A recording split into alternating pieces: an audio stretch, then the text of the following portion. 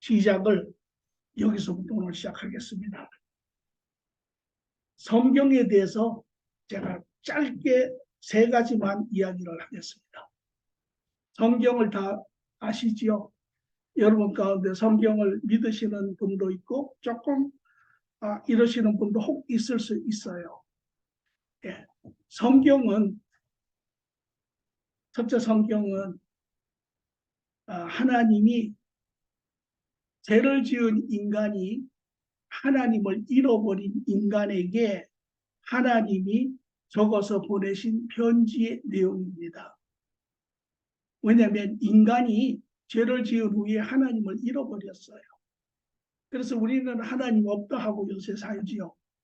또 우리는 죽은 후에 세상이 없다고 하고 살지요. 예. 그러나 원래 인간의 본 모습은 그런 모습이 아니에요. 예.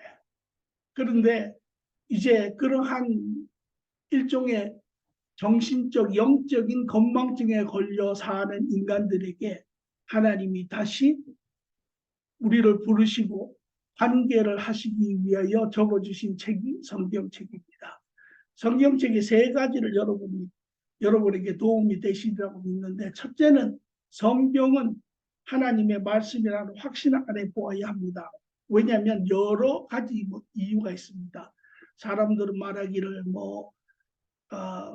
이런 외적 증거가 있고 내적 증거가 있고 이렇게 이야기하지만 좀 더 쉽게 이야기를 할게요. 성경이 66권으로 쓰여졌습니다. 각 시대, 과거에서부터 쭉 시대별로 성경이 적혔습니다. 구약, 신약 이렇게. 그래서 예를 들면 신약의 복음서는 예수님을 쫓아다닌 12 제자 중에 4명이 있었어요. 마태라고 하는 사람이 쓰고 마가라고 하는 사람이 쓰고 누가가 쓰고 요한이 쓰고 이렇게. 그렇죠?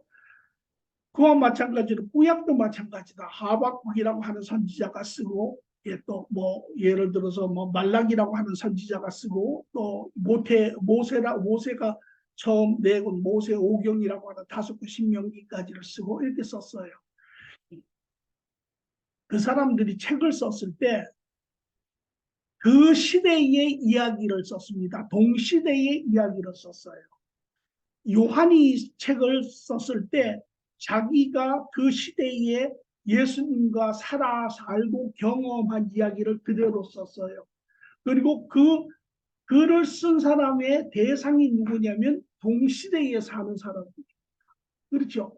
그러니까 그 동시대에 사는 사람들은 그 책의 내용을 읽고 뭐라고 이야기를 합니까? 다 동의하는 이야기죠. 만약에 그게 동의하지 않는 허황한 아주 이야기라면 동의할 수 없습니다. 그러나 그 시대에 모든 사람들이 다 알고 동의하고 한 그러한 이야기입니다. 이것이 결국은 이제 시간이 지난 후에 모여서 지금 성경이 된 것입니다. 그러므로 이 성경의 말씀은 우리가 사실은 지금 우리가 2000년이 지난 후에 우리가 봤을 때 그때 우리가 이게 지어졌는지 어떻게 아나? 라고 하지만 우리는 그 당시에는 없었지만 그러나 그 동시대에 그 이야기들이 다 확인이 되고 동의가 되고 인정이 되고 그 말이 계속 시대를 거쳐서 내려온 이야기. 아시겠죠? 또 지금은 제가 들어가지 않겠습니다만은 성경 안에 들어가면 성경이 이야기하는 몇 가지의 근본 토픽이 있습니다. 물론 하나님도 있고 있지만 첫째 보면 창조에 대한 이야기가 있고요. 그렇죠? 그다음에 인간의 죄에 대한 이야기가 있고요. 그다음에 인간의 구원에 대한 이야기가 있고요. 그다음에 이 땅의 삶이 끝나면 그다음에 영원한 삶이 있는 것. 이것이 성경을 뚫고 지나가는 메인 포인트입니다. 예를 들어서 다시 말하면 거꾸로 이야기하면 성경에서 이 중심 포인트 창조를 빼버리고 인간의 죄를 빼버리고 구원을 빼버리고 영원한 삶을 빼버리면 성경은 하나도 존재하지 않습니다.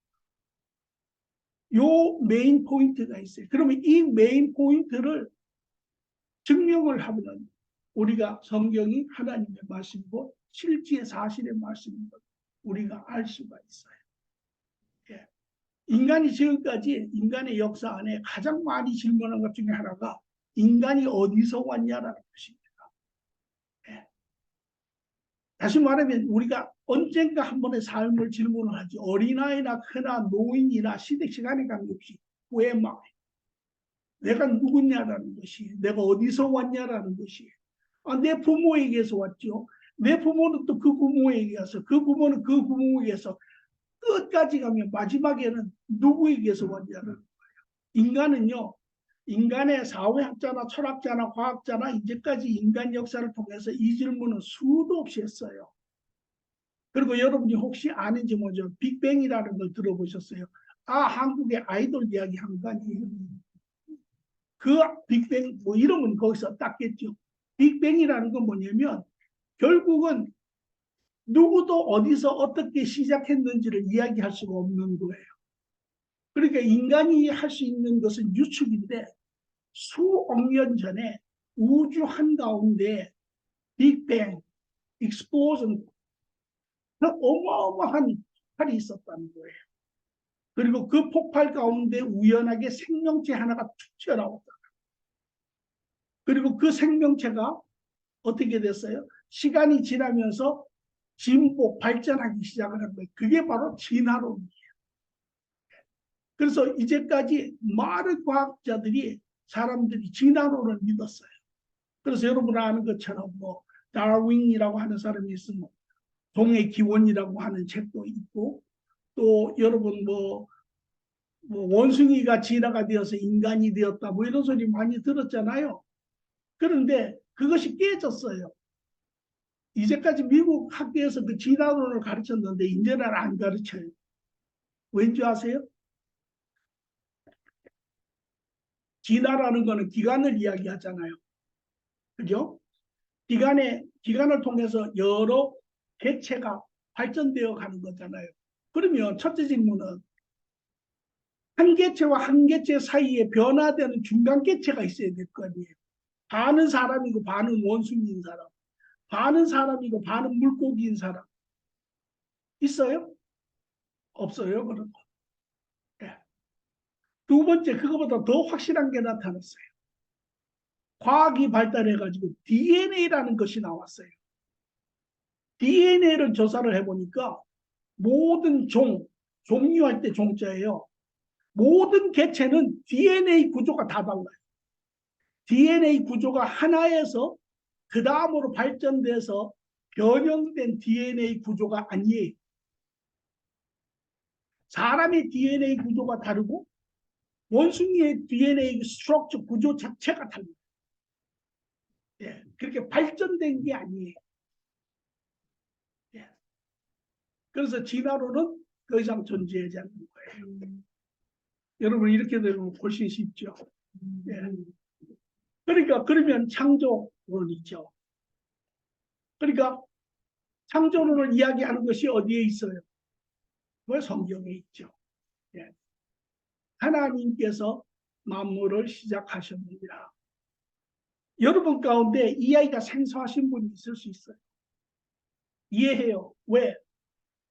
우리 인간이 가지고 있는 사고는 하나님을 알기 전에 우리는 하나님에 대해서 여러분 부모들이 어려서 신앙생활을 안 하셨으면 여러분은 신앙에 대해서 들을 기회가 없었어요. 부모가 안 가르쳐주고 학교에서 안 배우고 그러면 신앙에 대해서 모르잖아요. 그런 다시 말하면 인간의 사고의 틀은 세상에서 가르쳐주는 것에 집약되어 있어요. 그런데 그 안에는 하나님이라는 존재가 없어요. 그러니까 여러분이 하나님에 대해서 이야기하면 그것이 여러분에게 생소할 수 있어요. 새롭지요. 이거는 내가 들어본 적이 없는데, 이거는 내가 아는 지식 안에 있지 않는데, 그래요. 그러나 그것은 바로 제가 이야기한 것처럼 여러분이 이 세상에 살면서 세상 안에 하나님을 잃어버린 그 틀 안에서 지식이 자라고 경험이 자랐기 때문에 그렇게 되어 있어요.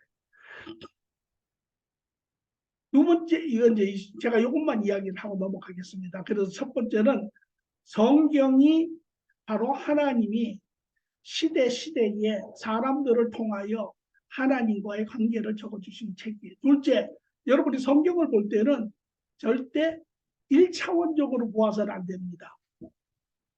대부분의 사람들은 성경을 1차원적으로 봐요. 1차원적으로 본다는 건 뭐냐면 역사학적으로 봐요. 성경이 이게 chronological, 연대적으로 쓰여 있어요. 창세기 시작에서부터 시작해서 마지막 계시록 끝까지. 그리고 거기에 구약, 그러니까 과거의 이야기부터 이제 이스라엘의 삶이라든지, 그 다음에 우리가 여러분이 아는 우리 지금 2000년 올해가 2023년이잖아요. 그 2023년이 언제부터 시작했어요? 그것이 예수님이 오신 다음부터 1년, 2년, 3년, 4년, 5년에서 2023년이 된 거예요, 지금. 예. 그리고 이제 앞으로 얼마 시간이 더 갈지는 알 수 없죠. 여러분이 1차원적으로, 역사학적으로, 평면적으로 성경을 이렇게 보면, 예를 들어서, 아브라함이 있었고, 아브라함이 여기서 살다가 애굽 땅으로 옮겨가고, 아브라함에게는 또 이삭이라고 하는 아들이 있었고, 이삭에게는 두 아들 에서와 야곱이 있었고, 야곱에게는 12아들이 있었고, 이렇게 쭉 읽으면서 이 사람 때는 이런 일이 있었고, 이 사람 때는 이런 일이 있었고, 이 사람 때는 이런 일이 있었고 라고 읽으면 그 다음에는 so what입니다. 왜냐면 그래서 어쩐데 그 끝이에요. 역사적인 사실만 알고 끝이. 성경은 그렇게 쓰여진 게 아니에요. 성경은 아까 제가 뭐라 그랬습니까? 하나님을 잃어버린 인간에게 다시 관계를 회복하시기 위하여 쓰신 것이라고 했죠. 그 관계를 적은 것이. 그래서 성경은 여러분이 읽을 때 3차원적으로 읽어야 해요. 하나님과 관계 안에서 읽어야 해요. 그러니까 성경을 읽을 때 아브라함의 이야기가 있어요. 그런데 아브라함의 이야기만 있는 게 아니라 하나님이 아브라함에게 오셨어요. 아브라함이 하나님과 관계를 해요. 그리고 하나님이 아브라함에게 본향을 떠나서 가나안 땅으로 가라고 해요. 아브라함이 미적미적 하다가 하루를 지나서 이제 나이가 75세에 돼서 가요. 그리고 가고 그때 기근이 생겨서 애굽으로 도망을 가요. 그때 다시 막 부인을 잃어버리게 되었는데 하나님이 개입을 해서 바로 왕을 책망하고 부인을 다시 찾고 다시 가나안 땅으로 돌아오고 하나님과 계속 관계하는 이야기를 적어놓은 거죠. 그래서 자식이 없는 아브라함과 사라에게 하나님이 25년에 걸려서 마침내 약속의 아들 이삭을 주시고 그 약속의 아들 이삭이 하나님과 동행하는 사이에 그가 부인을 얻어서 라헬과 레이첼을 얻어서 그가 자식을 낳았으니 에서와 야곱이 나고 이렇게 쭉 이렇게 성경은 하나님과 인간과의 관계 안에서 볼 때 여러분이 보이지 않는 것이 확 보이기 시작해요. 역사 이면에 숨겨진 부분들이 보이기 시작해요. 이것이 성경을 읽는 방법이에요. 셋째 중요한 것도 하나 있어요. 성경은 원본이 아니에요. 성경은 사본이에요. 이런 이야기 들어보셨어요? 좀 생소하죠? 성경이 사본이라니. 그러면 원본은 어디에 있을까요?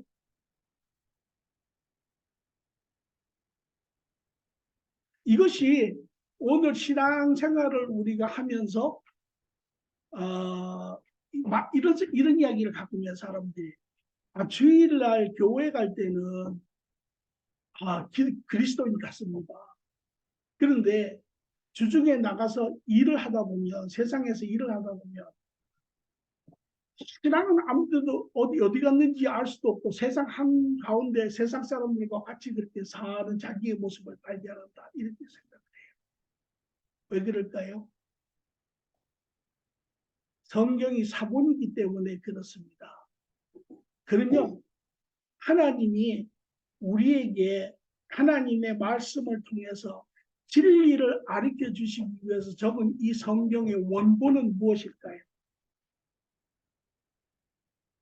생각 안 해봤죠? 지금 제가 하는 것은 이걸 통해 여러분의 지금 사고의 틀을 지금 열고 있는 건데요. 자, 보세요. 창세기 1장에 태초에 하나님이 뭐를 지으시죠? 천지 만물을 지으시죠. 그죠? 거기에 보니까 하나님이 뭐 해가 빛이 있으라면 빛이 있고, 그죠? 또 뭐 묻이 있으라 하니까 지구가 드러나고 물이 있고 나무가 있고 짐승이 있고 다 이렇게 있죠. 그렇죠? 여러분 그 책 안에서 읽잖아요. 그러면 문제는 실질적으로 그것이 어디에 있습니까?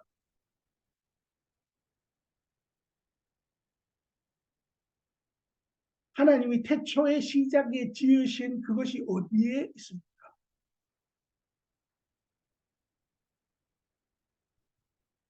우리가 살고 있는 이 세상이죠. 이 세상. 이게 원본입니다. 우리가 살고 있는 이 세상이 원본이에요. 그런데 우리가 살고 있는 이 원본을 우리는 잃어버리고 살아요. 그는 우리에게 이 원본을 찾아주고 그로 인하여 살아계신 하나님과 관계를 이루기 위해서 쓴 것이 그것의 중요한 목적이에요. 그러므로 여러분 이런 이야기 들어봤죠? 성경 안에 살아야 한다. 많이 이야기 들어봤죠? 저는 여러분들에게 거꾸로 이야기를 해요. 성경의 말을 이제 다 끄집어내세요. 왜? 성경은 사본이니까 사본을 어디다 지금 던져야 하냐면 여러분이 살고 있는 이 세계 안으로 다 집어 던지면 여러분의 실질적으로 삶 안에 막혔던 부분들이 이제 다 열리기 시작해요. 그게 바로 참 의미에서 성경 안에 사는 것입니다.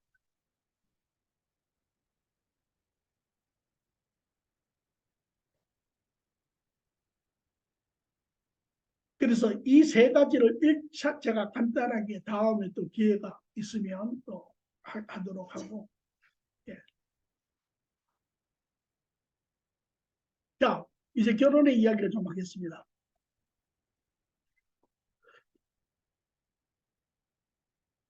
여러분, 꼭 여러분의 삶에 경험하는 것이 아니라도 괜찮아요. 여러분 주위에 보고 직간접적으로 경험한 것 중에 결혼하면 어떤 것들이 생각이 납니까? 예. 결혼, 아니면 결혼한 사람들의 삶을 통해서 듣고 보고 한 것 중에 어떤 게 생각이 나요? 행복?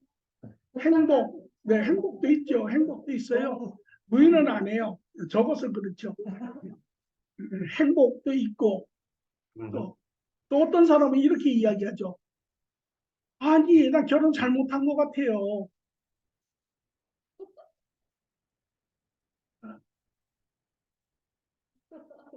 네. 이제 지금은 한 분 정도가 끄떡이지만 얘기는 안 했어요. 근데, 네, 네, 네, 그렇죠? 네. 그 다음에 또 어떤 사람 뭐라 하냐면, 아니, 이렇게 다룰 수가 없어요. 네. 또 어떤 사람은 대화가 안 됩니다. 대화가. 제가 아는 보통 40대쯤의 부부들 중에 저한테 연락을 해서 상담을 요하는데 그렇게 이야기를 해요. 뭘 도대체 어떻게 해야 될지를 모르겠습니다. 대화도 안 되고 뭐 이렇게 안 되고 저렇게도 안 되고 뭘 도대체 어떻게 해야 될지를 모르겠습니다.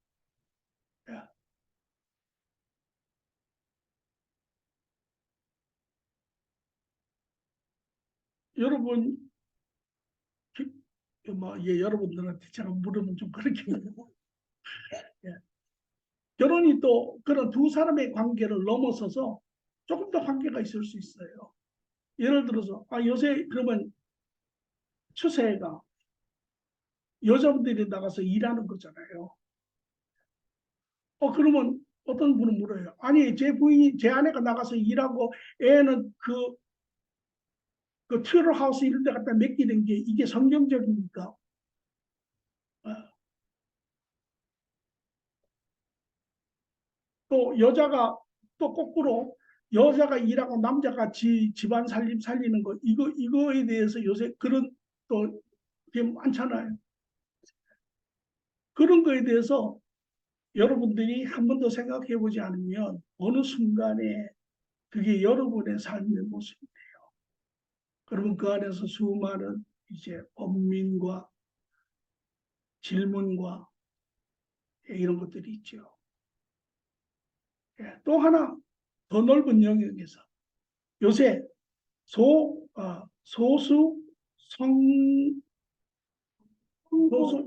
성소수자, 예. 우리가 말하는 호모섹슈얼 같은 거예요. 요새 그 큰 이슈지요. 지금 뭐 미국서도 이슈지만 한국서도 여러분 차별금지법이라는 거 들어봤어요? 차별금지법. 그 차별금지법을 지금 법원이란다. 국회에서 통과시키려고 하는데 지금 교회에서 지금 그거를 반대하고 있어요. 그 차별 문자 그대로는 맞지요. 그 소수 그 성 문제 있는 사람들을 차별하지 말자라는 이야기예요. 그 교회에서 반대한다고 세상에서는 손가락질해요. 근데 그게 아니고 차별금지법 안에는 두 가지의 이슈가 있어요. 하나는 그 성소수자를 우리도 똑같이 차별하지 말고 대하자라는 게 첫째.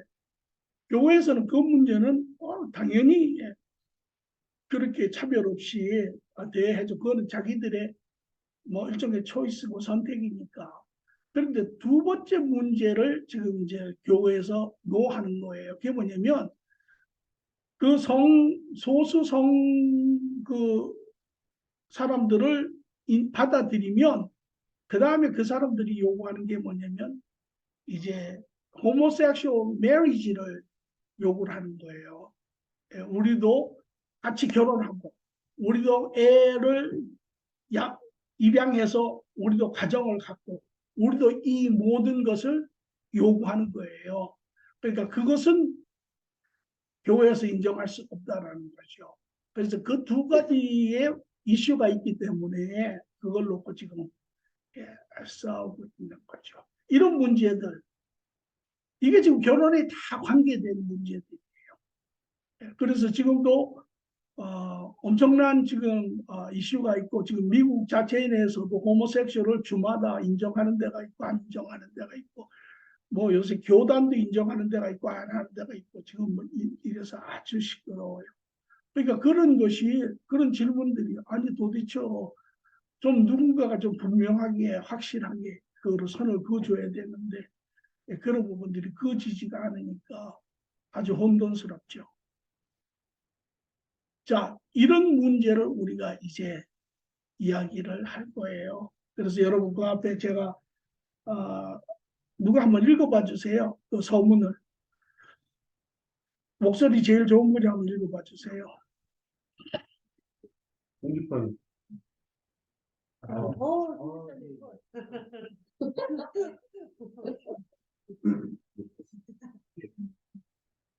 여러분 인생에 있어 가장 중요한 일은 저는 우리의 창조주 하나님과의 관계에 다음으로 중요한 것은 결혼이라 생각합니다. 삶의 궁극적 행복 지수는 행복한 결혼에 달려 있다 할 수 있습니다. 만약 우리가 건강하고 즐거운 결혼 생활을 한다면 우리의 삶은 보람되고 활기찰 것입니다. 그러나 반대로 만약 결혼 생활이 바르게 자라지 못하고 서로에 대한 불신과 마음이 커간다면 삶은 참으로 고통스러울 것입니다. 이러한 결혼 생활은 삶 전체를 망가뜨릴 겁니다. 우리는 이 시점에서 한 가지 중요한 질문을 해야 할 것입니다. 어째서 미친 듯이 사랑에 빠진 두 사람이 결혼을 한 후에 서로를 원수처럼 미워할까요? 결혼은 자연스럽게 이루어지는 것이 아닙니다. 성경이 말하기를 인간은 타락한 존재임에 타락한 인간은 준비되지 않은 결혼을 타락시킵니다. 그러므로 하나님의 말씀에 따라 우리의 결혼을 바르게 성장시켜야 합니다. 우리 모두 하나님의 말씀에 따라 건강하고 성숙한 사랑을 사랑의 결혼을 이루시기 바랍니다. 네, 잘 읽으셨어요. 여기에 목차에 제가 10가지를 적었습니다. 결혼에 대한 하나님의 계획, 오늘 할 부분이고요. 결혼의 정석, 결혼의 다른 의미를 이야기합니다. 그 안에 이제 좀 더 제가 조금 넓게 이야기를 할 거고요. 그 다음에 결혼의 발전 과정, 그 다음에 부부의 대화, 부부의 차이점, 남편의 요구, 아내의 요구, 부부의 갈등, 부부의 분노, 성숙한 결혼. 필요에 따라서 제가 순서를 조금 바꿀 수는 있습니다만 이 내용은 그대로 들어갈 것입니다. 예.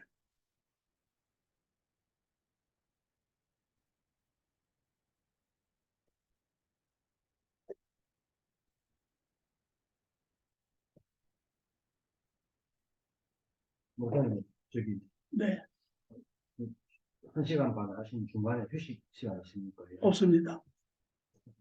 죄송합니다. 알겠습니다. 아니, 뭐, 예를 들어서 화장실을 가고 뭐 이런 일이 필요하시면 살짝 다녀오세요. 네. 물 뭐, 예. 그러나 정해놓은 시간은 없습니다. 네. 결혼에 대한 하나님의 계획을 보겠습니다. 질문은 왜 기독교는 동성연애를 반대하나요? 왜 기독교는 이혼을 부인하나요? 수많은 이야기들이 있습니다.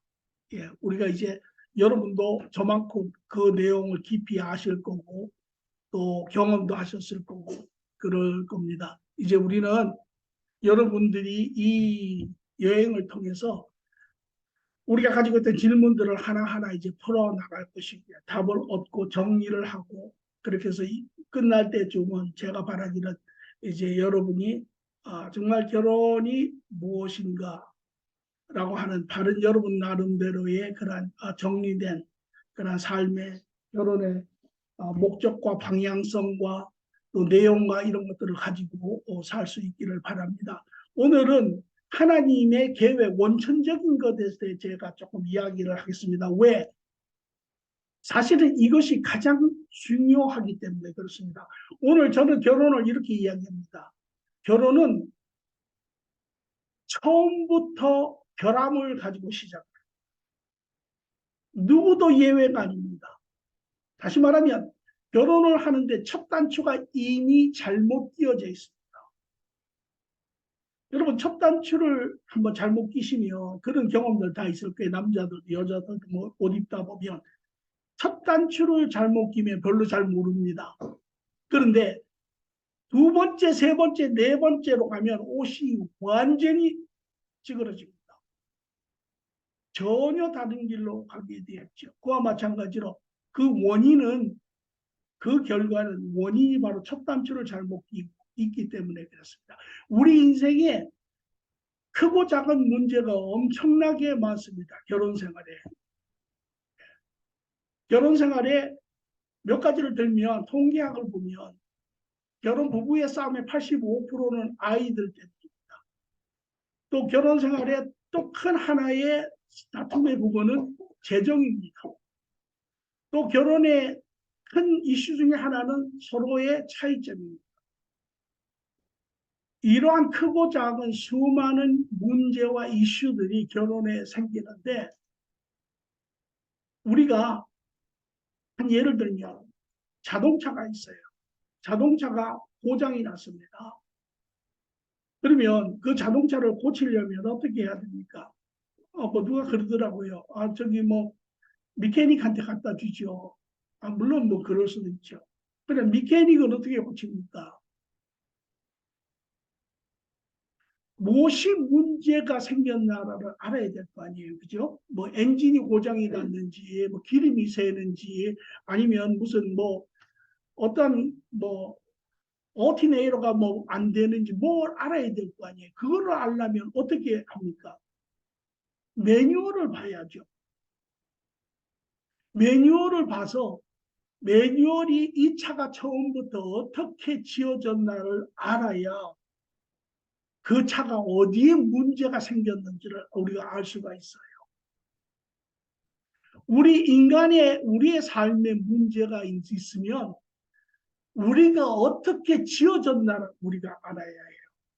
오늘 이 부분이 사실은 우리가 가장 많이 간구하는 부분이기도 하지만 여러분의 삶에도 그렇고 여러분의 신앙의 삶도 그렇고 여러분의 모든 영역에 있어서 가장 근본이 되는 부분입니다.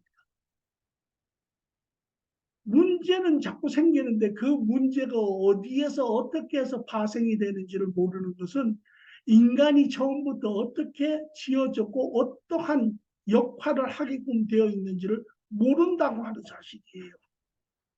그런 사실을 모르고 결혼을 하니까 그 다음서부터는 문제가 생기기 시작하면 그것을 해결할 길이 없는 거예요.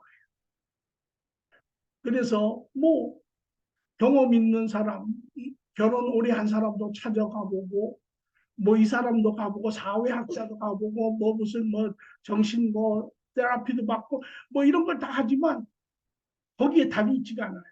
그거는 그냥 뭐라고 이야기할까요? 안에 뭔지 모르지만 엄청나게 아픈데 그냥 바깥에다가 그냥 파스 하나 붙이는 이런 정도죠. 원천적인 해결이 되지가 않지요. 그래서 오늘 우리가 그것을 보려고 합니다. 자, 한번 보십시오. 제가 이야기하는 거에 대해서 하나만 제가 엮겠습니다. 여러분 신앙생활 한지 다들 어느 정도 시간이 되셨죠? 아니 괜찮아요. 그냥 물어보는 거예요. 네, 자 제가 시작합니다. 창세기 2장의 말씀을 보겠습니다.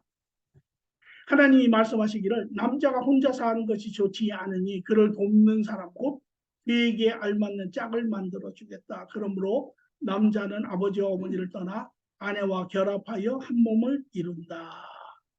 여기에 하나님 말씀에 제가 세 파트를 적었습니다. 첫째는 인간의 창조, 둘째는 인간의 나눔, 세 번째는 인간의 재결합. 이렇게 되어 있습니다.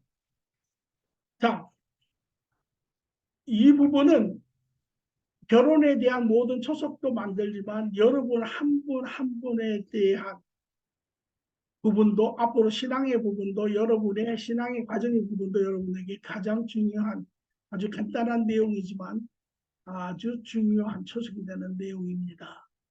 첫째, 하나님이 인간을 지으셨습니다. 믿으십니까? 예, 예. 하나님이 인간을 지으셨어요. 하나님이 여러분 인간을 지을 때 어떻게 지은지 아세요?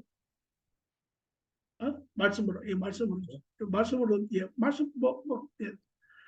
하나님이 인간을 지었을 때 어떻게 지었는지 아세요? 아니, 제가. 코를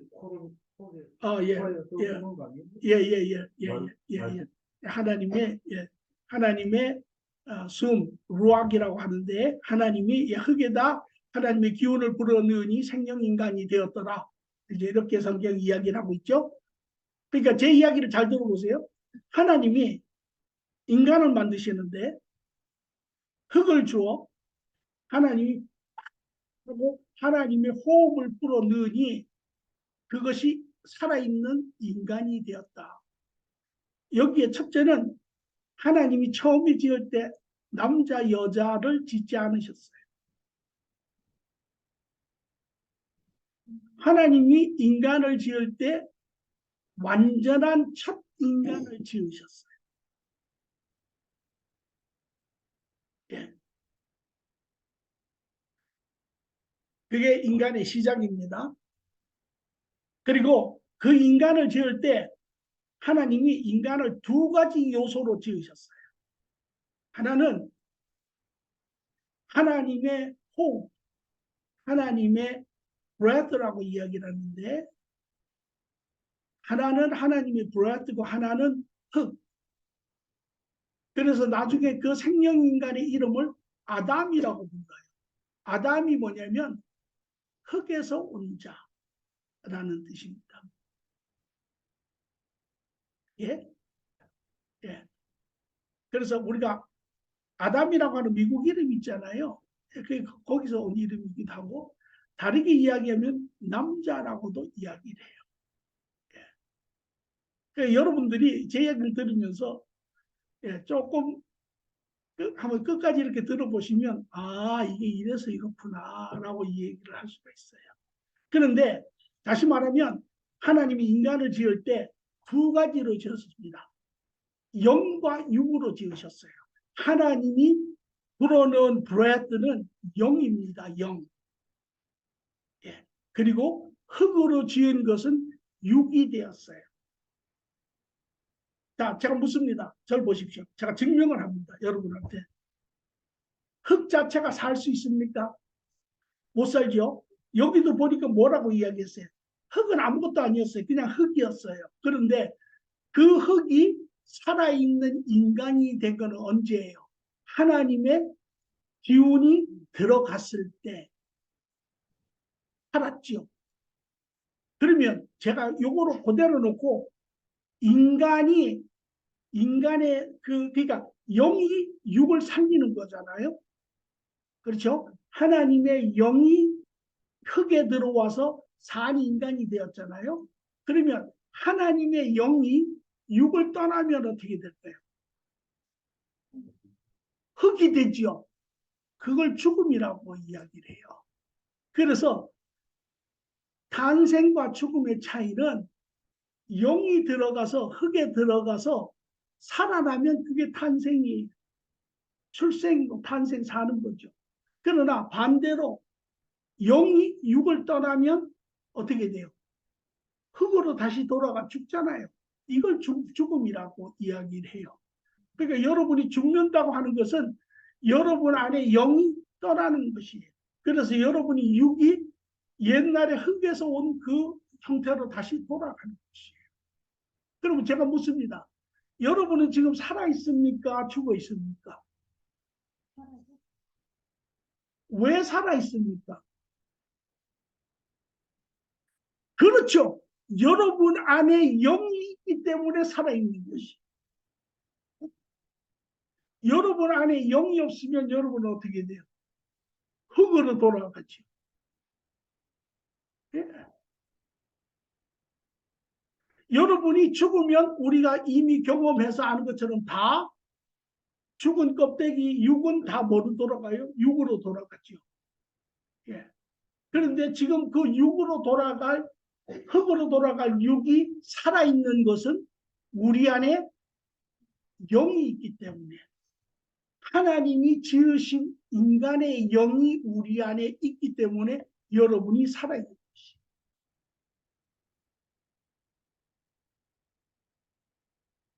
그죠? 예. 예.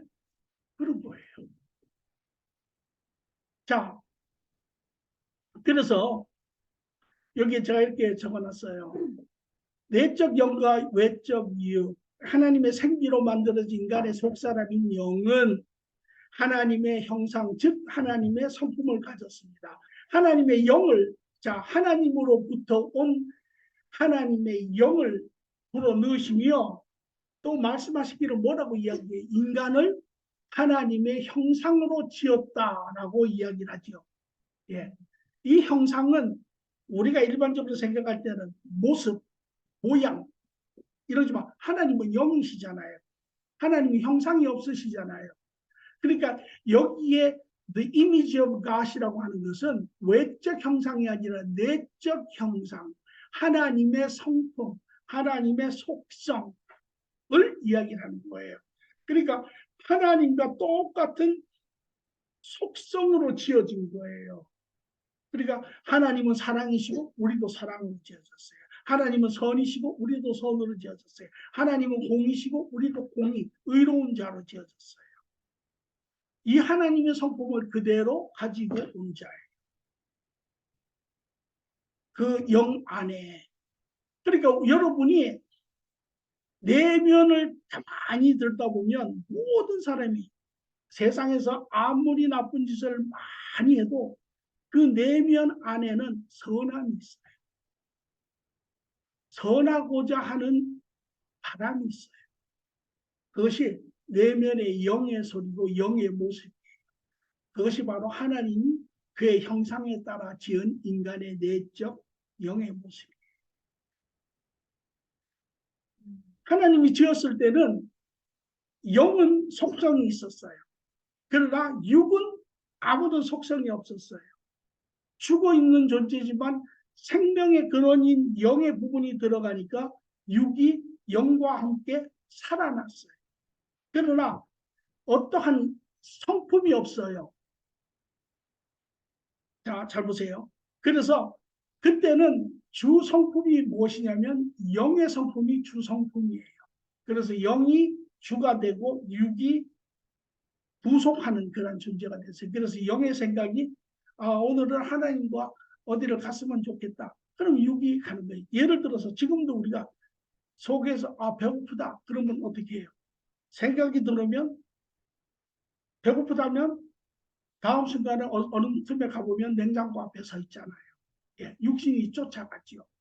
이러한 상태였어요. 그러니까 다시 말하면 이 관계는 처음에 지었을 때는 영육의 두 부분으로 지었지만 주간 주체가 영이었고 육은 그 영을 보필하는 보조하는 그런 역할을 했었고 영과 육이 완전한 조합 가운데 그러한 하나님의 성격, 하나님의 인격을 가진 그러한 존재였어요.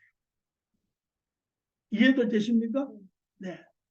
자, 여기에 이제 다음에 넘어가기 전에 이때 하나님과 인간과의 관계는 어떠하였어요?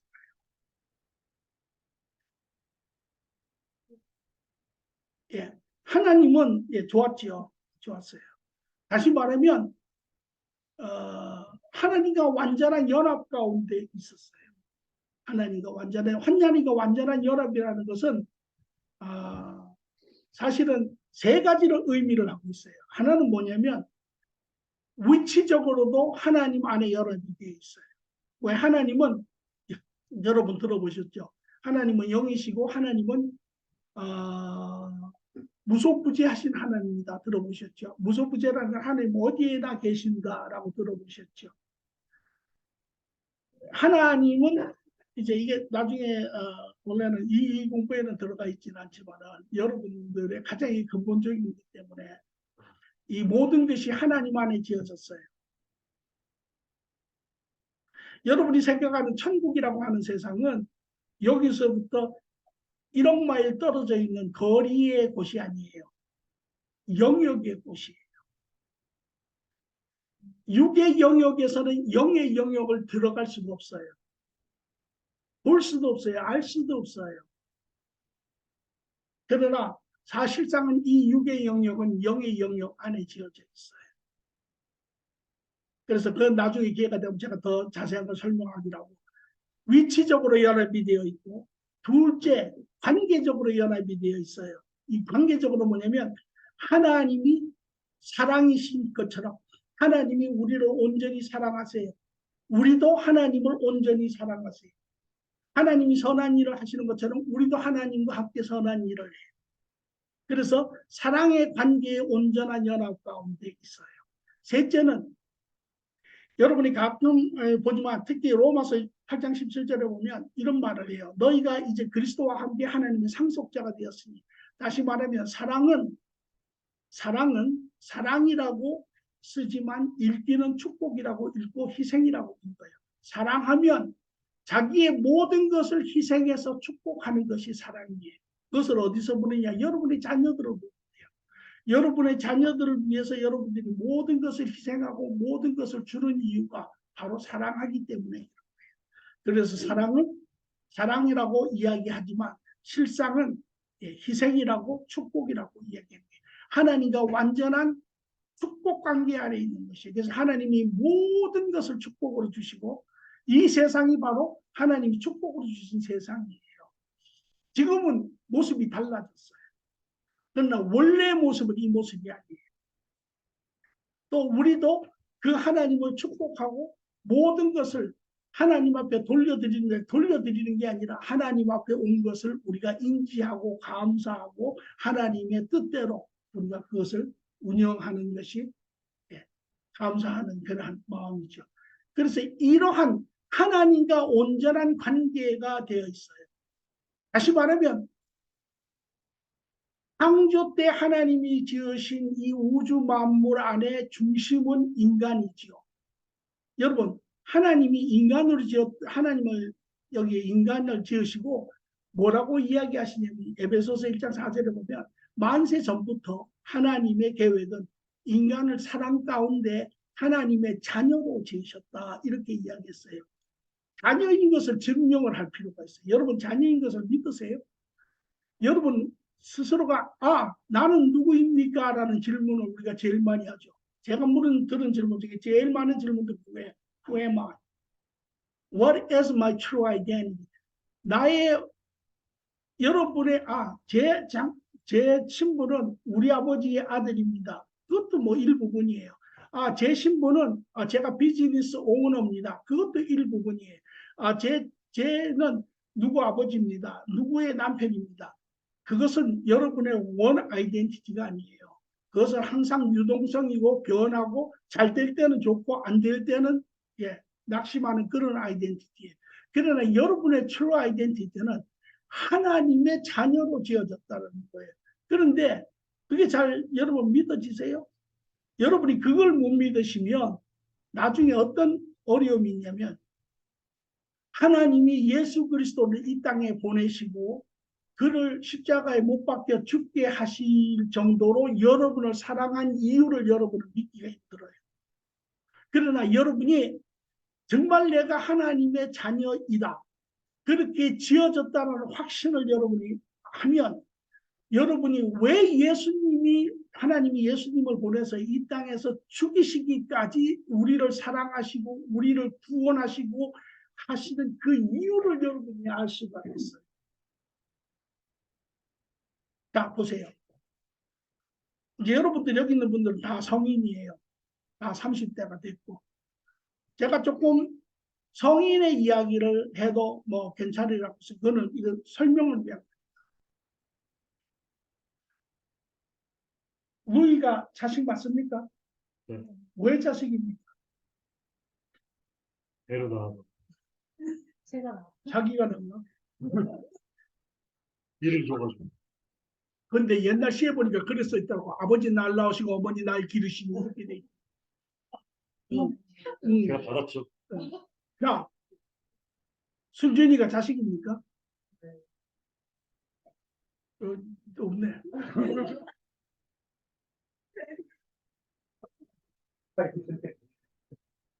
축복합니다. 자, 보세요.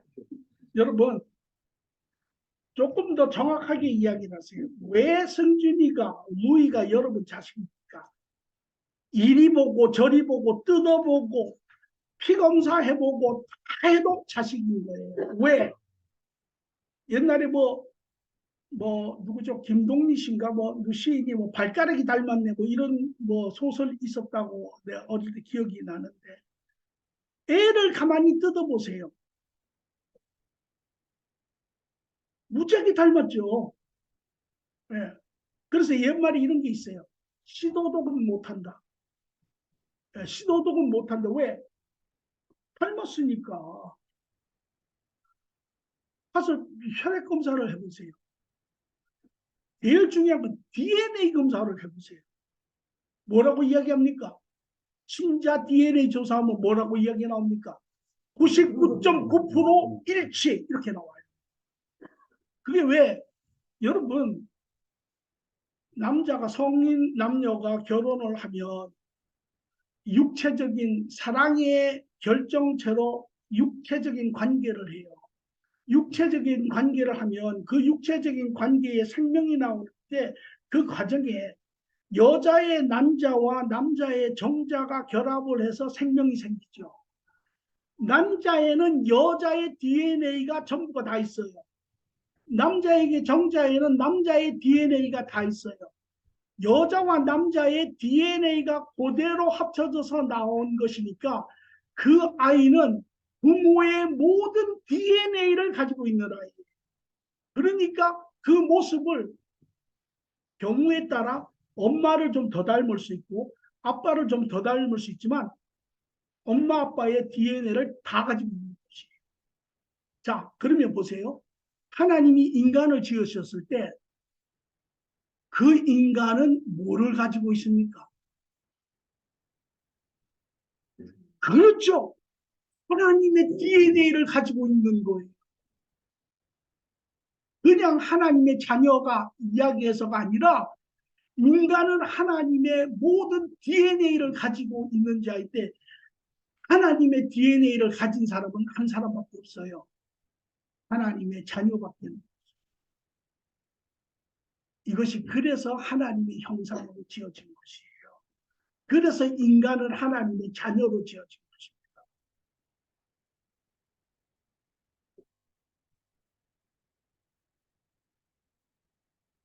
예. 여러분들은 그 아담의 후손들이고 모든 인간은 다 하나님의 뜻 가운데 계획 가운데 하나님의 자녀로 하나님의 DNA인 하나님의 형상대로 지어진 인간들이에요. 그것이 여러분이 하나님의 DNA를 가진 형상이기 때문에 강자의 이야기처럼 비록 죄를 짓고 떠나간 둘째 아들 허랑방탕한 자이지만 그 아버지는 그 아들을 거리가 먼데 상도가 먼데 매일 자녀를 기다리는 아버지의 심정이고 그 DNA를 가진 자식이기 때문에 하나님은 그 DNA를 보시는데 제 가운데 있지만 그리고 그 자녀를 포기하실 수 없는 것이 이것이 예수님이 오시게 된 주 이유입니다. 나는 누구냐고요? 여러분은 하나님의 자녀예요. 그게 여러분의 트루 아이덴티티예요. 비록 여러분들이 우리가 다 죄 가운데 영적 건망증에 걸려서 하나님을 잃어버리고 살았지만 그러나 여전히 여러분의 기억력이 되돌아오면 하나님과 관계가 회복이 되면 여러분이 아시는 것은 여러분은 하나님의 자녀였다. 그것이 여러분의 원 아이덴티티입니다. 그리고 그 하나님과 온전한 관계, 사랑의 관계 안에 누리고 살았던 삶을 살았던 자예요. 그런데 여기서 벼랑간 하나님이 한 가지를 더 하세요. 두 번째로 보겠습니다. 졸리세요? 자, 두 번째를 보겠습니다. 두 번째는 인간의 나눔을 보겠습니다. 그런데 하나님 여기서 이상한 일을 하나 하세요. 그 완전한 인간을 만들어 놓으시고 완전한 사랑의 축복 관계 안에 아버지와 자녀로 자녀와 아버지로 완전한 이 축복 가운데 누리며 살던 인간이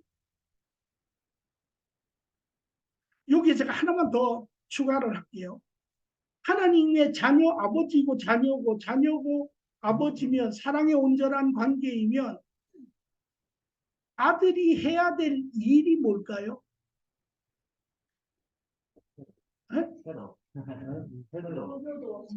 효도가 그게 뭐, 그 효도 맞는데 효도가 뭐, 좀 풀어봐.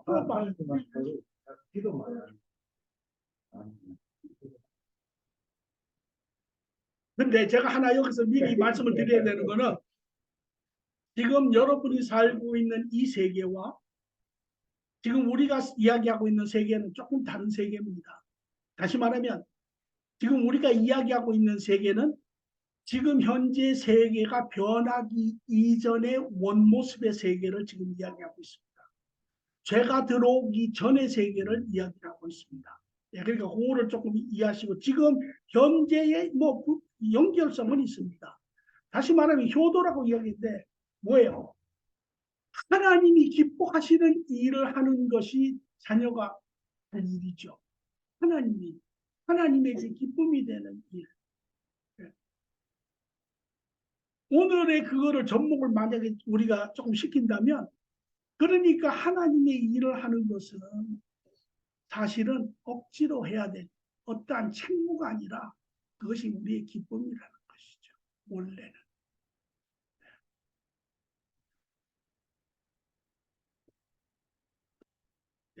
아직 30분 남았습니다. 네.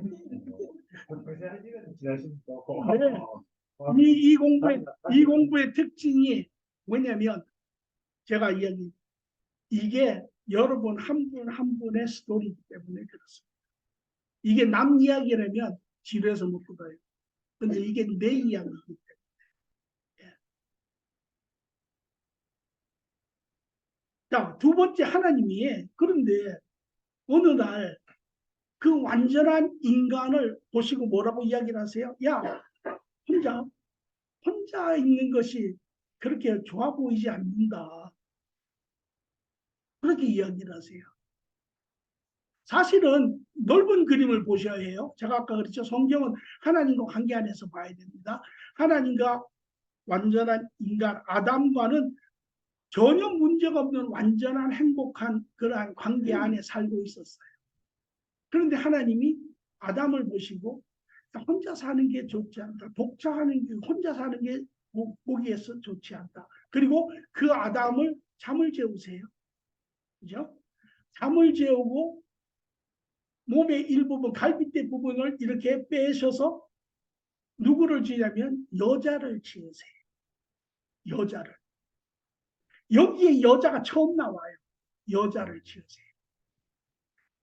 그리고 남는 부분이 자연히 남자가 되어버리는 거예요. 원래 남자였어요. 원래 이름이 아담이라고 하는 건데 그 처음에 완전한 생명인간일 때는 그 남자라고 하는 개념이 지금은 우리하고 조금 다르지만 그 후에는 그게 이제 그대로 이름이 남자가 되었죠.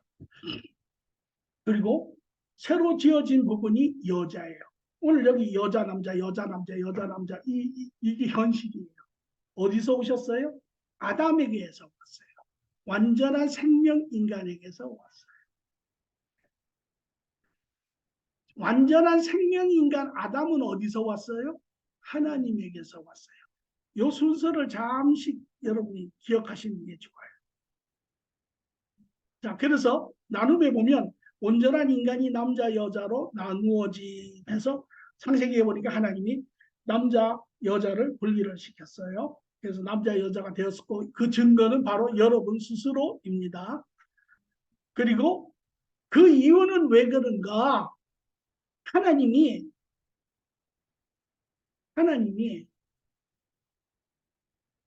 남자 여자가 그 인간적인 사랑의 관계를 하시기를 원하셨어요. 보세요. 하나님과 완전한 생명인간이 이미 완전한 사랑의 관계 안에 있었어요. 그런데 조금 더 확대를 시키면 여러분이 아시는 것처럼 하나님은 삼위일체 하나님이세요. 그죠? 하나님은 하나님 안에 한 호모우시아라고 우리가 이야기하는데 그 하나님 아버지 하나님, 성령 하나님, 예수님 하나님은 세 분이 DNA가 똑같으세요. 그렇게 여기에 아주 비밀이 숨겨져 있는데 똑같은 하나님이신데 역할이 달라요. 그러나 이 세 분은 원래 처음부터 완전한 조화 가운데 계신 분이세요. 완전한 분이세요. 그와 마찬가지로 하나님이 이제 인간을 지으시고 그 완전하신 하나님과 완전하신 인간 사이의 완전한 사랑의 관계의 삶을 하나님이 만드셨어요. 그런데 하나님께서 한 걸음을 더 나가세요.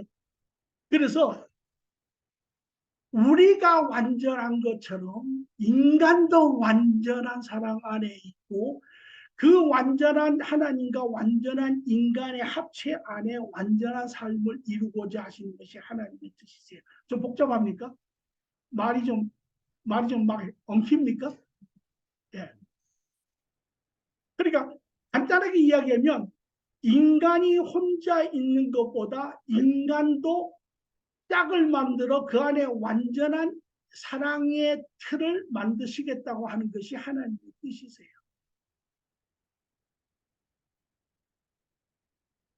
그래서 여기 보면 나눈 이유는 첫째는 사랑의 교제입니다. 자 보세요. 절장 보세요. 하나님이 이제 완전한 생명인체를 재우고 갈비뼈 빼서 여자를 만들었어요. 그렇죠? 어느 순간 이제 남자가 되고 여자가 됐어요. 그랬더니 여러분이 성경 2장을 보면 이렇게 해요. 남자 아담이 여자의 이불을 딱 보더니 눈이 이만해졌어요. 속된 말로 환장을 했죠. 좋아가지고 입이 완전히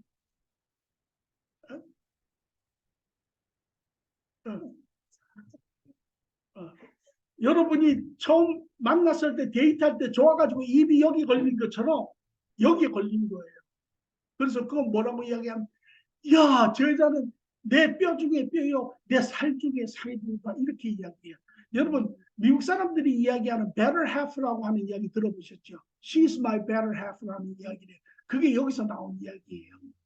예, 하나에서 이렇게 나눴으니까. 근데 겸손한 말로 저 사람이 나보다 더 나은 한쪽이라는 거예요. 예, 그게 거기서 나온 거죠. 그렇게 해서 나눴어요. 그랬더니 아담이 여자를 보고 좋아가지고 난리가 난 거예요. 또 여자도 아담을 보고 좋아가지고 뭐 일도 잘 안 했을 것 같아. 그때는 서로 그냥 밀당하더라고. 예, 예. 그렇게 좋아해. 그러니까 보세요. 자, 그림을 잘 보세요. 하나님과 생명인간이 완전한 관계를 하다가 둘을 나눠놨어요. 그랬더니 이 두 사람이 하나님과 관계를 하죠. 하나님과 관계를 해요. 그러면서도 이 두 사람이 또 어떤 관계를 해요? 서로 완전한 사랑 가운데 또 관계를 하잖아요. 그러니까 하나님과 인간이 합쳐져서 완전한 사랑의 관계가 그대로 이루어지는데요. 완전한 관계. 여러분 이것이 성경 전체의 사실은 이야기예요. 그러나 지금 거기에 핵심을 하나를 띄어서 여러분들이 그 안에 숨겨져 있는 결혼이라고 하는 비밀을 여러분들이 보게 되는 거죠. 그래서 여기 조금 내부적으로 들어가 보겠습니다. 자, 두 사람이 띄어졌어요. 물론 여기에 이제 나누신 것은 첫째 가장 중요한 건 사랑의 교제고 둘째는 자 어떻게 됩니까? 보세요. 이따가도 하겠지만 지금 여기서 먼저 이야기만 둘을 띄어놨어요. 하나에서 둘을 일부분을 취해서 띄어놨어요. 그러니까 두 사람이 같습니까? 다르습니까? 여기 밑에 거를 제가 먼저 하겠습니다. 첫째, 둘이 하나님이 지으신 본질에서 나왔죠.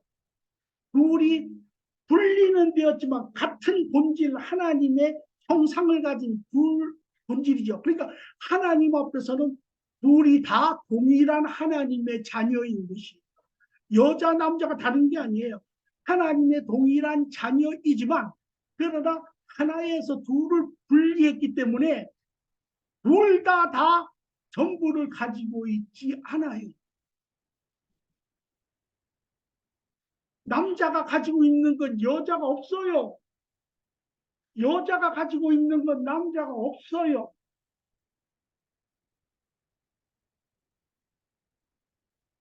다시 말하면 여러분이 미국 식당에 갔는데 만약에 웨이터가 실수로 포크를 2개를 주면 여러분이 뭐라고 이야기해요?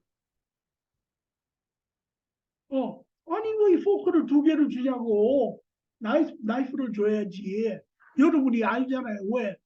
포크하고 나이프가 있어야 이게 되잖아요. 여러분 부부가 하나님이 처음부터 그렇게 만들어 놓으신 거예요. 남자가 있는 부분은 여자가 없어요. 여자가 있는 부분은 남자가 없어요. 왜? 그래야 둘이 합쳐져야 그것이 완성되기 때문에 그런 것이에요. 왜 다르냐고요? 처음부터 그렇게 지어졌어요. 그런데 지금 요새 결혼하고 나서는 뭐라고 이야기하냐면 식당에 갔는데 포크하고 나이프를 갖다 줘요. 그런데 웨이트한테 뭐라고 이야기하냐면 포크를 2개를 달라고 계속 지금 따지는 거예요.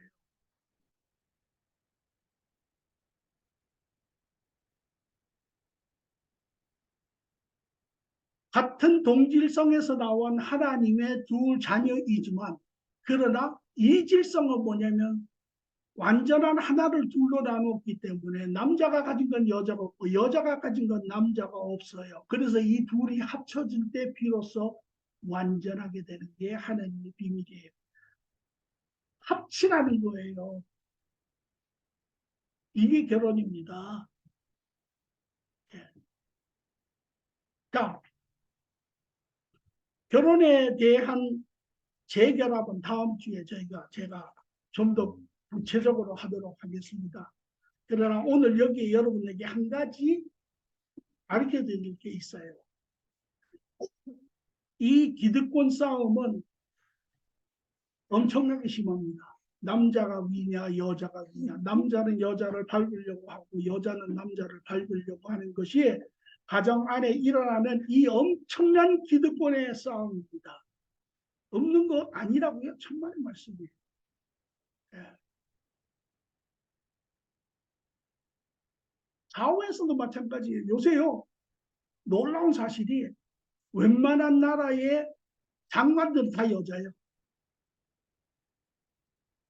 요새 남자들이 길을 못 써. 예. 장관뿐만 아니라 대통령이 여자인데도 수두룩 빽빽해. 이 기득권 싸움 왜 안 없어지냐? 이유가 있어요. 여러분이 그걸 아셔야 돼요. 죄 이전에 지금 우리는 이 세상의 원본을 이야기합니다. 처음의 모습을. 이때는 하나님이 여러분 이렇게 잘 보세요. 들어보세요.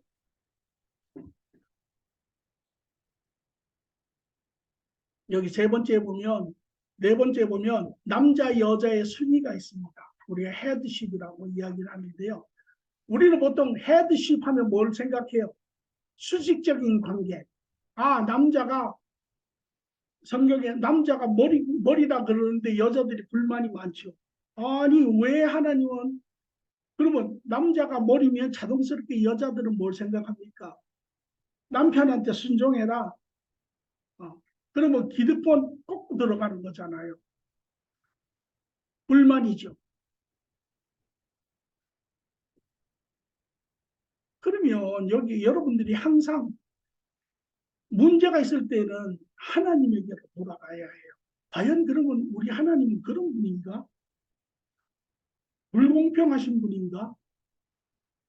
하나님은 우리가 다 하나님 앞에 동일한 자녀라고 하시는데 역할은 비록 다르지만 그러면 하나님은 왜 남편을 우리 머리로 세우셨는가? 그게 우리가 알고 있는 뜻인가? 아니에요. 머리로 세우셨지만 우리가 아는 뜻이 아니에요. 우리는 이 죄가 들은 후에 모든 게 수직적인 관계로 생각을 하지만 하나님이 이야기하시는 이 머리는 수평적인 머리, 관계예요. 보세요. 자, 그러면 여기에 남자는 여자의 머리다라고 하나님이 정하셨어요. 여러분 중에 혹시 이거는 불공평합니다 하면 조금 hold horse 하세요. 잠시만 이렇게 기다려보세요. 고린도전서 11장 3절에 보니 하나님은 그리스도의 머리요. 그리스도는 성도의 머리요. 남자는 여자의 머리라. 왜? 고린도전서 11장 8절에 보니 남자가 여자에게서 난 것이 아니라 여자가 남자에게 났습니다. 또 11장 7절에 보니까 남자는 하나님의 형상이요. 하나님의 영광이고 여자는 남자의 영광이니라. 자, 지금 여러분의 생각을 잠시 이렇게 내려놓으시고 원래의 하나님의 계획으로 들어가면 아까 하나님이 처음 만들 때 완전한 생명인간을 만드셨죠. 그리고 이름을 제가 아까 뭐라고 했습니까? 아담이라고 남자 원래 남자라는 이름을 불렸죠. 그러나 그 후에 그 둘을 나눴잖아요.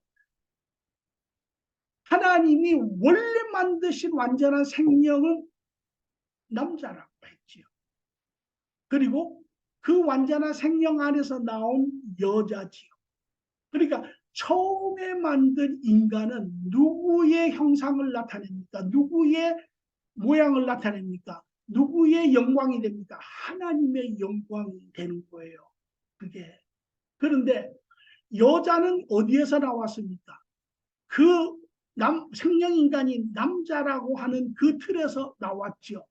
그러니까 이 여자는 남자의 영광을 나타내는 존재로 원래 지어진 것이에요. 원래. 이것이 원 하나님의 계획이세요. 이해가 되시죠? 그러니까 이 부분들이 여러분들이 제대로 정리가 이렇게 처음부터 쭉 안 되면 어떤 사람은 이 이야기하고 어떤 사람은 저 이야기하고 그러면서 현실 가운데 기득권 싸움은 계속 지속되고 이렇게 되지요. 자, 여기 보세요. 머리 순서의 의미를 제가 적어놨습니다. 남자 여자는 원래 서로 동등한 하나님의 자녀로서 하나님과의 온전한 사랑의 관계 안에 있습니다. 동의하시죠? 하나님은 남자를 여자의 머리로 정하셨습니다. 그렇게 쓰셨죠. 예. 사랑의 관계의 표현은 서로 사랑 안에 있는 사람들은 상대를 위해 자신을 순종하는 것으로, 그렇죠? 완전한 사랑이라고 하는 것은 사랑은 헌신이고 축복, 이타적인 축복이기 때문에 예, 자기 자신을 순종하는 거예요. 순복하는 것입니다.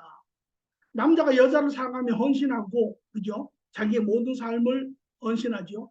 여자가 남자를 사랑하면 남자의 말에 온전히 따릅니다. 이것이 온전한 사랑이 이루어지는 실질적인 내용입니다. 그러므로 이 머리의 순서는 권력적인, 지금 현재 세상이 가르치는 권력적인 순서가 아니라 사랑의 순서입니다. 사랑의 순서는 진리를 집행하는 권위를 가지고 있어요. 다시 말하면 무슨 소리냐면 남자가 사랑 가운데 행하면 여자는 남자의 사랑의 권위에 순종을 해요. 남자가 옳으면 당연히 순종하죠. 순종하는 사람이 어디 있어요. 뭐 남자가 헌신적으로 사랑하고 하는데. 그러나 여전히 지금은 죄 가운데 있는 달라진 세상입니다. 그거를 전제로 제가 높이 이야기합니다. 그러나 남자가 사랑을 행치 아니하면 만약에 지금 세상에 죄를 져서 아내는 남자의 권위에 순종하지 않아도 이런 말 여러분 들어보셨어요?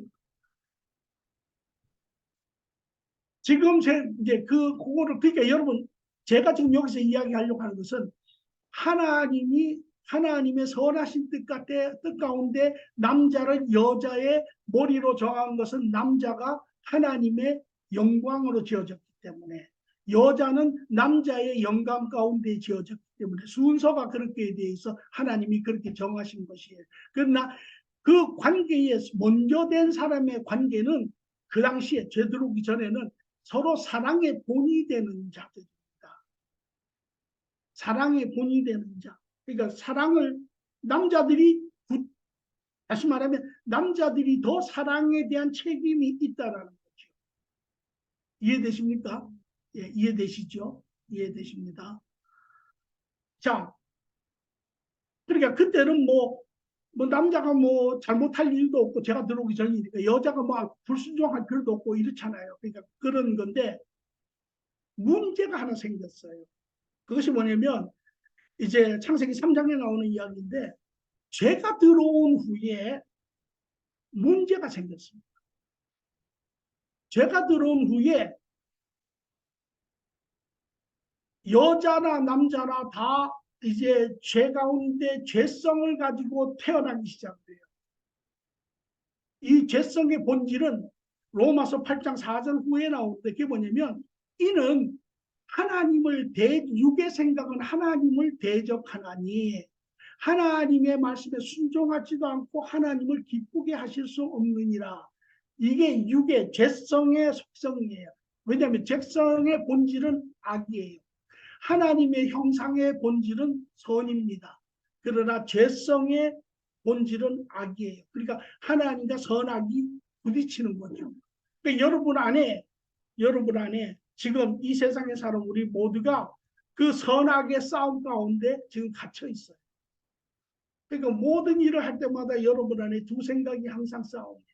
선한 생각과 악한 생각이 싸우는 거예요. 아, 저 사람 힘든데 내가 좀 도와줘야지. 그런 생각이 쑥 올라오면요. 다른 생각이 뭐가 쑥 올라오냐.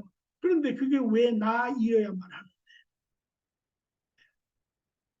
이 두 생각이 싸우죠. 그게 바로 한 생각은 영의 생각이 하나님의 형상을 가진 선한 영의 생각이고 한 생각은 여러분의 육에 새롭게 이제 죄로 인해서 여러분 육에 아까는 육에 성품이 없었죠. 그런데 육에 성품이 들었어요.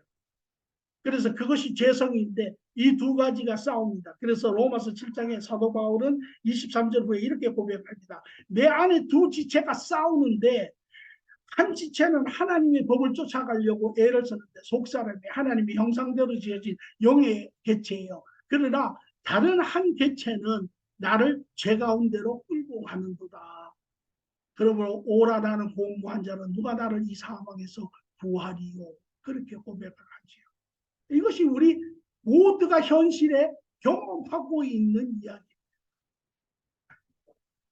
왜 제가 처음부터 여러분에게 인간의 구조, 영육의 관계를 지었냐면 여러분이 이제 신앙생활을 할 때 여러분의 모든 포커스는 이 영육의 두 생각에 포커스가 맞춰져야 돼요.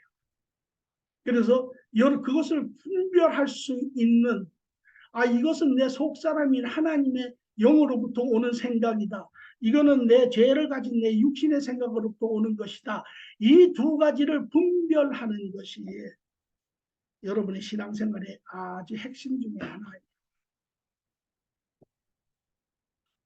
그래서 이 생각이 죄로 인해서 죄성이 들어온 후에 문제가 생겼어요. 이제 더 이상 인간은 하나님과 관계가 끊어졌습니다. 죄로 인해서 죄의 이제 영역을 이제 나중에 여러분들에게도 꼭 나누고 싶은데요. 그러나 지금은 아니고요. 결과적으로 남자에게도 죄성이 들어오고 여자에게도 죄성이 들어오고 모든 아담과 이브가 죄를 지었어요. 자, 제가 보여드릴게요. 여러분, 러시아 목각 혹시 보신 분 있어요? 러시아 목각 인형. 인형 열면 그 안에 또 인형이 있고 인형 열면 그 안에 또 인형이 있고 인형 열면 그 안에 또 인형이 이렇잖아요. 자, 보세요. 큰 인형 안에 작은 인형들이 다 들어있죠. 그렇죠? 여기 인간의 조상인 아담과 이브가 있어요. 그렇죠? 그리고 이 아담과 이브에서 자녀가 나오고 그 자녀가 나오고 그 자녀가 나와서 수천 대에 거쳐서 여러분과 제가 나온 거예요. 그죠? 그리고 그 후대는 또 나오죠. 그러면 이거를 한 번에 펼쳐졌던 걸 쭉 모아봐요. 그러면 시기적으로는 아담에서부터 시작해서 지금까지. 그러나 이거를 쭉 모으면 지금 나와 있는 사람은 옛날에 아담과 이브 안에 있었을까요? 없었을까요? 그렇죠. 이거를 이렇게 이야기해요. 우리가 어디서 나왔어요? 이 세대가 아담 안에서 나왔잖아요. 그렇죠. 그 후 나온 거니까. 그러니까 이거를 뭉쳐가지고 다시 쭉 집어넣으면 결국은 아담과 이브 안에 다 모든 사람이 있었다는 거죠. 그 안에서 나왔으니까. 그러면 아담과 이브가 죄를 지었어요. 그리고 죄성이 들어왔어요. 그래서 소위 말하는 지네릭 디펙트가 생겼어요. 유전인자에 문제가 생겼어요. 병이 생겼어요. 그러면 그 안에 있는 모든 자들이 영향을 받을까요? 안 받을까요? 그렇지요. 그것이 바로 아담이 죄를 지었지만 원죄를 지었지만 아담에게서 나온 모든 후손이 다 그 죄성을 가지고 여자 남자 할 것 없이. 그러니까 이들이 이제 어떻게 돼요? 남자도 죄성이 있고 여자도 죄성이 있고 이 죄성의 본질은 악이지만 이 죄성의 중심은 뭐냐면 나예요. 자기 중심. 나. 그렇기 때문에 모든 것이 나 중심적으로 돌아가야 해요. 그러면 자, 부부가 우리가 다 죄성을 가지고 있는 죄인의 그러한 삶을 사는데 나 중심적이죠. 그래서 가끔 그 미국 사람들은 그렇게 표현을 해요. The world revolves around me. 이 세상이 전부 다 나를 중심으로 해서 이렇게 돌아가야 된다고 해요. 모든 게 나. 그러니까 예를 들어서 지금 예를 들면 한 영역을 하면 사랑이라는 거 여러분 책방에 가면 제일 많은 책이 사랑에 관한 거예요. 노래 중에 제일 많은 게 사랑해야 되는 거. 왜? 그 사랑은 우리에게 없어서는 안 되는 영역이지만 그러나 너무도 뭔지 몰라. 그래서 결국은 종말이 뭐냐면 사랑은 눈물의 씨앗이다. 그 무슨 소리예요? 사랑하면 반드시 눈물을 흘리게 되어 있다. 이 소리잖아요. 그렇잖아. 그러니까 그 사랑이라고 하는 영역을 우리 모두가 원하고 우리 모두가 이 결혼 생활도 행복하게 살고 싶고 다 그렇게 살고 싶지만 그게 안 되잖아요. 사랑 영역 하나를 따져요. 보자고요. 사랑, 지금 사랑하는 사람의 사랑은 어떤 사랑이에요? 다 내 중심적인 사랑. 나를 사랑하면 내가 사랑하고 나를 사랑하지 않으면 나도 사랑하지 않고 전부 자기 중심적인 사랑이죠. 왜 그러냐고요? 이게 타락한 하나님 안에 사랑이 있는데 그것이 죄가 들어오니까 이게 타락이 돼서 그런 변질이 되는 거예요. 이 악은요, 악의 정의를 내리자면 악은 진리를 트위스트 시키는 거예요.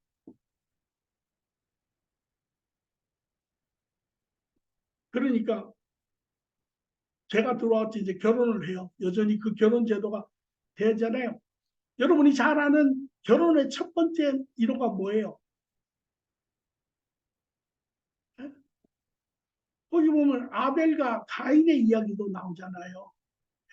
그런 것처럼 여기에 그, 창세기 4장에 이제 3장 16절에 제가 적어놔서 이렇게 써 있어요. 제가 들어온 후로부터 여러분이 나중에 찾아보세요. 거기 보면 하나님이 야, 제가 들어온 후에 뭐라고 이야기했냐면 야, 네 아내가 너를 지배하려고 한다. 그러니까 제가 아담과 이브가 죄를 지었어요. 죄를 딱 지으니까 선악과를 먹고 죄를 딱 지었는데 하나님이 찾아오셨더니 이 둘이 꼴통선 걸 벗고 이제 두렵고 해서 그 나무 부시 뒤에 건물 뒤에 이렇게 숨어서 이러고 있잖아요. 그러니까 하나님이 야 어딨냐 아담 어딨냐 그랬더니 제가 여기 있습니다. 하나님이 가서 보니까 벌써 아시죠? 내가 먹지 말라고 한 과일을 먹고 너희가 죄를 지었느냐 그랬더니 아담이 탁 대뜸 뭐라 그래요. 내 뼈 중에 뼈, 살 중에 살은 다 없어지고 아니 당신이 주신 저 여자가 예, 줘가지고 제가 먹었습니다. 그러니까 내 죄가 아니고 전부 다 저 여자 죄인 거예요. 예.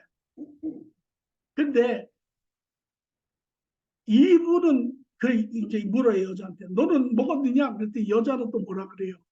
아니 난 안 먹으려고 그랬는데 저 뱀이 와가지고 근데 그거에다가 내가 보기에 조금 더 한마디 했으면 아니 뭐 지가 뭐 내가 먹으라고 먹나 지가 안 먹으면 되지 바보처럼 지가 먹어놓고 왜 나한테 그래 아마 이랬을 거야 내가 보기에. 그러니까 죄가 들어온 후에 사랑의 관계가 깨어지고 이제는 서로 거기에서 자기중심적으로 자기가 지배하려고 하는 기득권 싸움이 생깁니다.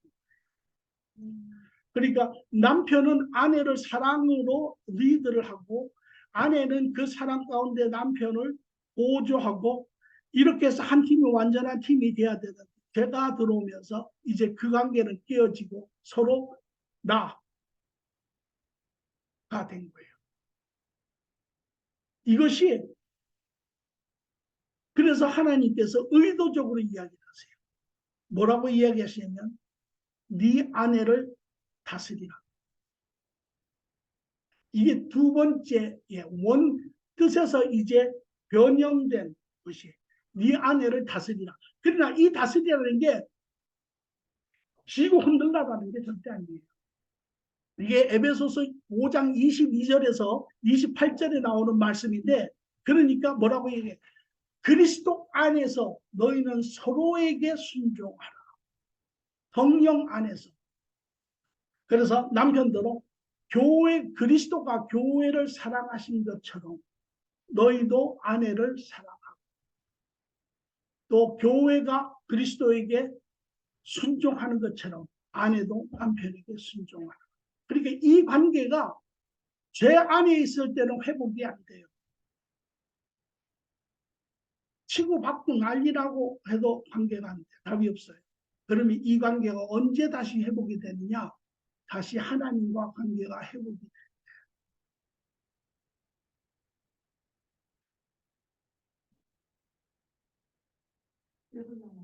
네. 그래서 여기에 보면 그 여자는 죄 가운데 남자를 지배하려고, 그래서 오늘도 우리가 보면 여성 해방 운동이 곳곳에서 일어나는 거예요. 왜 우리가 왜 남자보다 못하냐? 우리가 얼마나 똑똑하고 우리가 얼마나 케이퍼블하고 우리가 얼마나 괜찮은데, 또 남자들은 죄 가운데 여자들을 또 권위로 폭력으로 지배하려고 해요. 이것이 오늘 가정의 문제의 가장 시작의 근본입니다. 말씀을 정리를 하면 인간의 재결합은 제가 다음 주에 이제 합니다. 여러분이 이제 오늘 이 공부를 해서 여러분들은 코가 다 끼었습니다. 왜냐? 이제 여기서 도망갈 수는 없어요. 이제 예, 예. 이 그림은 첫째로 여러분이 아셔야 될 것은 하나님의 계획이 완전하신 그 계획이, 하나님과 인간의 완전하신 그 사랑의 계획이, 하나님이 확장하여서 하나님이 인간, 다시 말해서 여자와 남자와 사랑의 완전한 계획 안에서 그 안에 완전한 계획을 이룬 것. 그래서 여러분 성경이 창세기에서부터 시작해서 계시록까지 계속 이야기하는 포인트 중에 중간에 이 하나님과 인간의 관계를 뭐에 비유하는지 여러분 혹시 기억해요? 결혼에 비유하는 거예요. 그래서 여러분이 보시면 특히 계시록에 가면 마지막에 뭐라 하냐면 그리스도가 뭐예요? 신랑이고 인간이 성도가 신부가 되어서, 그래서 우리가 한 몸이 되는 것이에요. 완전한 한 몸이 된다는 거 붙어가지고 물론 이런 개념도 있지만 그러나 완전한 사랑의 가정, 아버지와 자녀.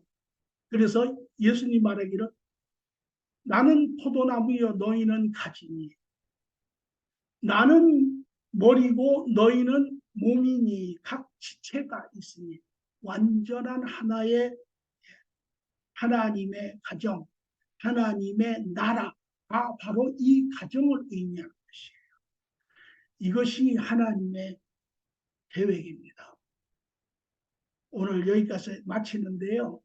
바라기는 이야기를 그냥 들은 건 아니지만 여러분의 삶을 이제 잘 조명하시고 여러분이 어떻게 지어지셨으며 하나님이 어떠한 그러한 남녀 관계를 통하여 하나님의 가정을 온전히 이루실 것인지를 여러분이 잘 보시고 첫 단추부터 이것이 여러분의 매뉴얼의 첫째입니다. 아, 인간은 하나님이 이런 의도 자녀로 지으셨구나. DNA를 놓고 지으셨구나. 아, 하나님이 인간의 사랑 안에서 완전한 사랑의 관계를 위해서 남녀를 나누셨구나. 같은 하나님 앞에 동일한 사랑 관계에 있는 사람이구나. 아, 그러나 역할이 다르구나. 아, 그러므로 하나님께서 하나를 뭉쳐서 하나가 되게 하셨구나. 완전하게 하셨구나. 그러므로 우리의 다른 점들이 많이 있구나.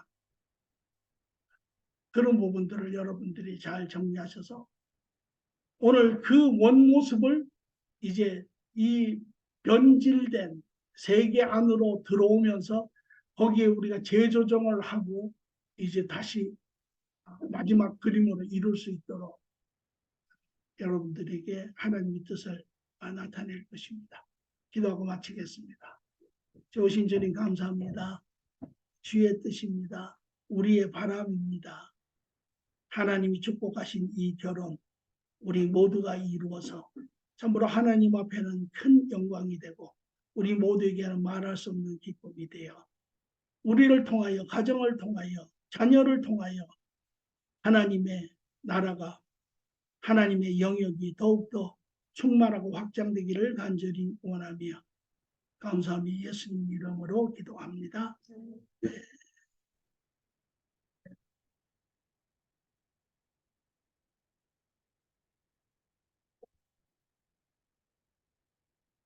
네. 알겠죠.